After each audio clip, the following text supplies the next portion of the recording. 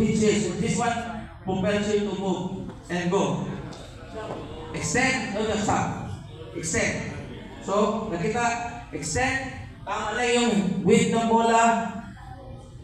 This arm should cover your head. To over, fully extend. Fully extend. Okay? Then, bawat body is inclined forward. Hindi ganito. Kasi ito, rampa. Magrampa yung bola. Bakit ito? Incline forward. Okay? Tekalin mo yung pan. Tekalin mo George. Ako yung pan George dito. Then, tatlo yun. Kung ako nag-block dito George, doon ka. Bola. Anong gagawin mo George? So, over.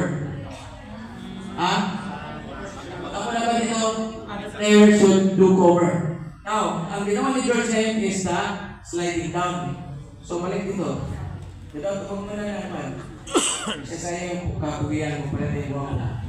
So, now, how do you slide going that way? Go, slide down. So, which of the body helps you propel to slide down?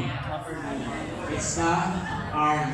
Again, slowly George, slow motion. So look at this arm. Okay? Ito yung propel niya going down. Go. See? So in force, ito yung mag-slide up.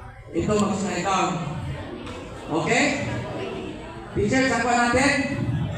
And now, sabi ni ma'am, learning by doing. Let's try to clean the floor.